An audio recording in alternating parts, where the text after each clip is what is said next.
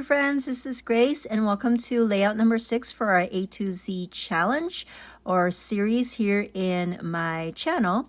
And today our pointer fell on V and our prompt will be vellum. And so I decided that I was going to just use up some of these kind of scrap vellum that I have. And then what I am planning on doing is I am going to heat emboss this butterfly onto the just plain vellum, just white or clear transparency, normal vellum. I don't know how else to say it. And I'm going to heat emboss this butterfly multiple times on just scraps of vellum. And I'm going to heat emboss that with some gold embossing powder.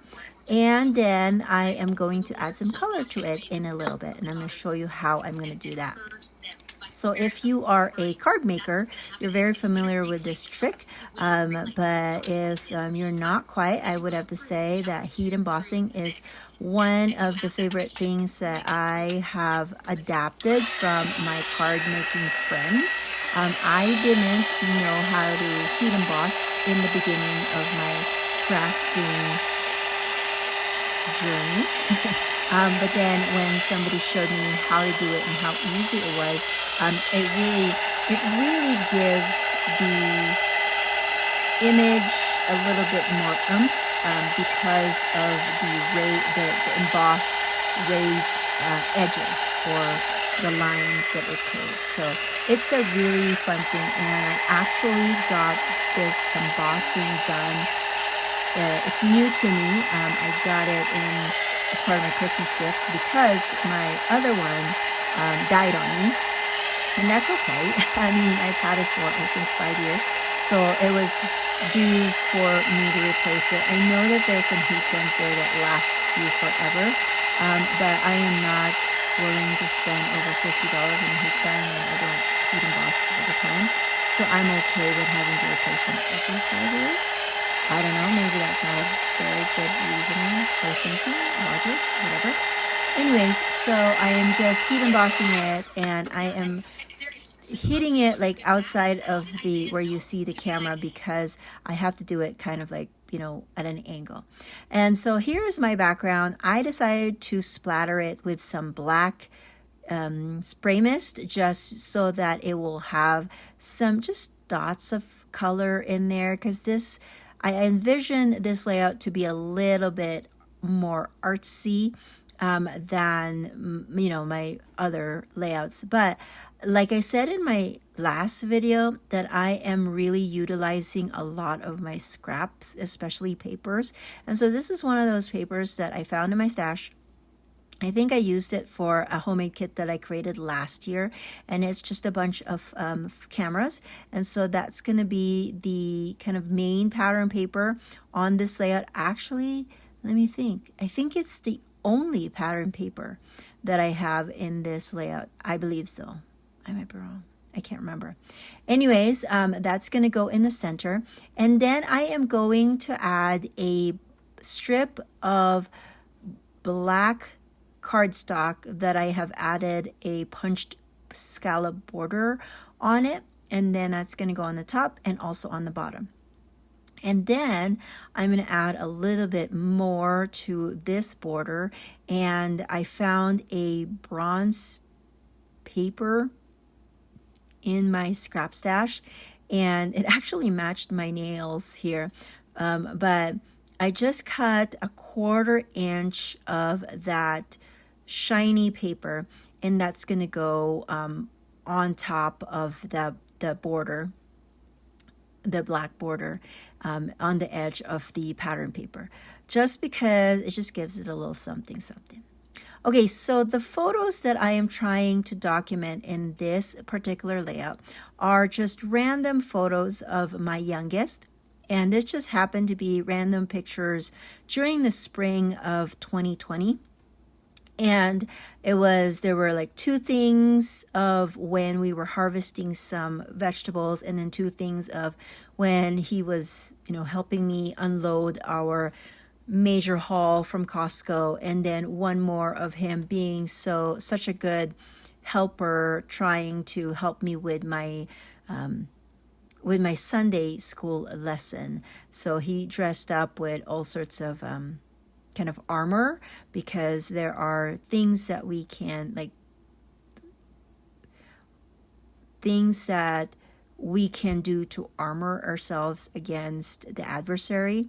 So that was one of my lessons then.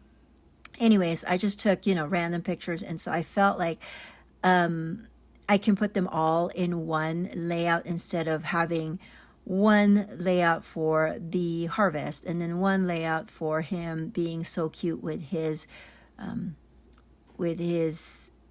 pretend military garb, or the Costco stuff. So I just decided to put them all together and talk about how he is growing.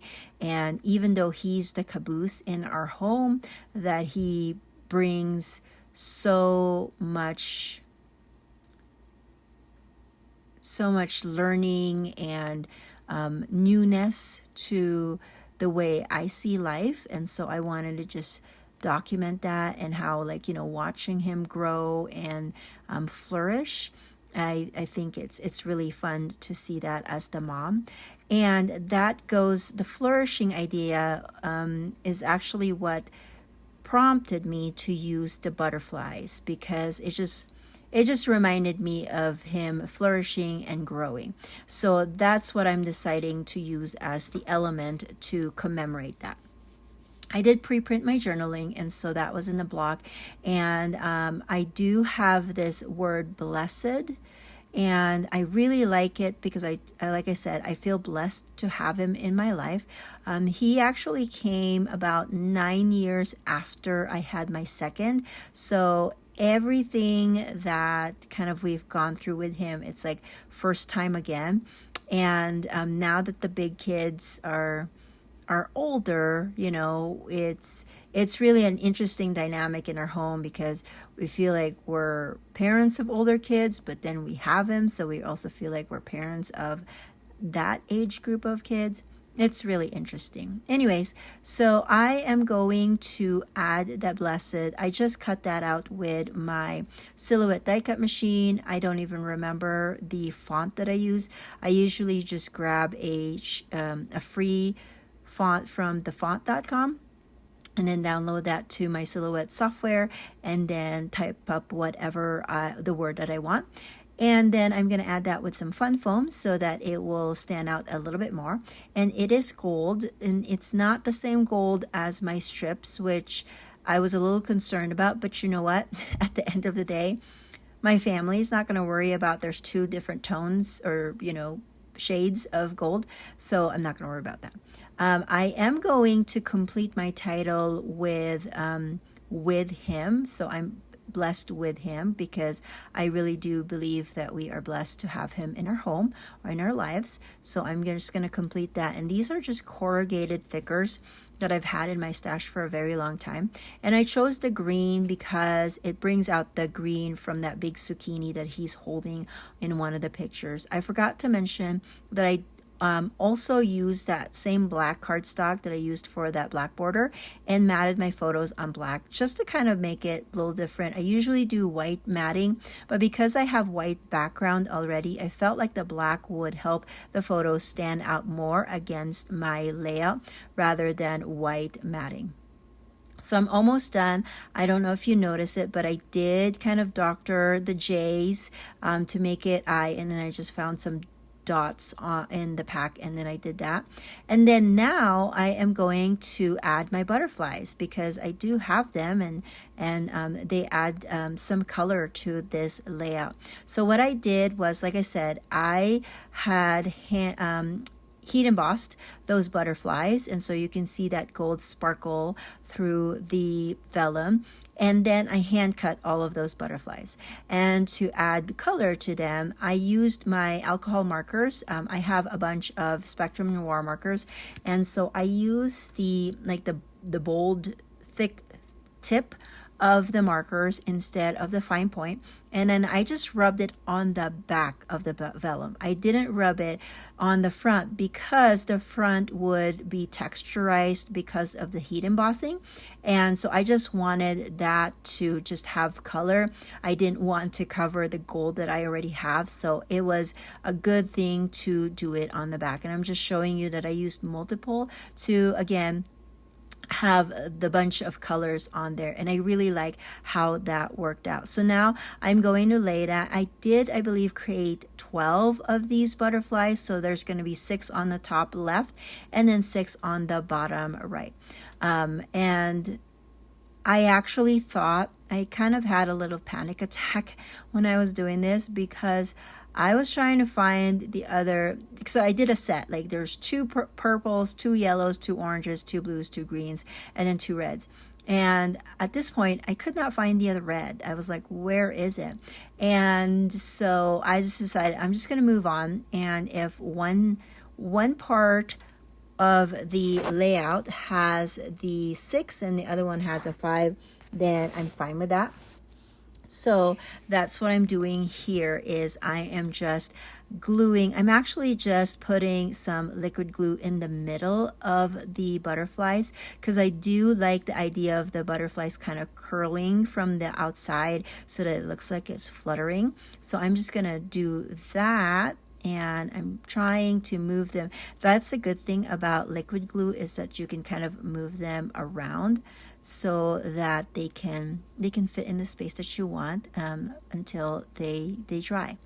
And so I have glued all of my butterflies. This is the part where I'm like, well, maybe I don't want to put the red one if I don't have another red one on the other side. And then I moved some stuff. Oh, this will be, I will discover the other butterfly after I've done some other embellishing on my layout. So I have this, I think it's reverse confetti, just word stamps. I really like this set. I've had this for years. Anyways, it just has a few kind of very good words for scrapbooking, phrases as well. And so I picked a few that I thought would be really good to add to my layout, like simply the best, documented, and here's the story. I'm going to put the here's the story, of course, next to where my journaling is. And then the documented and your simply the best is going to be in other parts of the layout, kind of creating a visual triangle on the page. And I just actually stamped that with some blue ink, and so that's where it's going to live. And then I'm going to move and find some other parts for the other things. I also stamped everyday moments. Again, it was appropriate for the memory that I am documenting. And then I'm just going to adhere that with my ATG gun. I think this was the part where when I moved my ATG gun, I found my butterfly. Aren't you happy for me? Anyways, so I found that, and as you can see, it hasn't been colored yet because I couldn't find it earlier to do the coloring. So I will do that in a little bit, but first let me add some of these strips of words to some parts of my layout, and I am inking the edges of it just so that it will stand out, because white on white, of course, will just blend, and I want that to stand out against the white background. And sorry, my head is in the way. I'm just making sure that I add that piece to the top of my layout. And you will see some close-ups at the end of this video so you can see how the layout looks like in the end. If you are liking these videos, please consider giving it a thumbs up and subscribing. And specifically for this series, I really want to encourage you that if you are inspired by any of the prompts that I share, that if you would like, join in. If you have some vellum and you have some ideas on how to use your vellum stash, go for it. I highly encourage you to do that. I think all of us needs to revisit our stash once in a while, because it's good for us to see. I mean, it's kind of like anything that we own, right? Like we have to kind of wear the clothes that's been sitting in our closet, or use the kitchen tool that's just been sitting in the cupboard. It's so that we can assess why we have it in the first place, right? And if we don't like it anymore, then there's no reason for us to have it anymore. So just a few tidbits that maybe will help you with your crafting and collecting of supplies, because we all know we're collectors too. Yes, I admit that's me too. Anyway, so here I'm just finishing off the layout. That's going to be the last thing that I'm going to add. Again, there's some close-ups at the end of this video. I love how these butterflies turn out. It really reminded me that vellum are very versatile, and also that heat embossing is fire. I will see you guys in the next video. Bye now.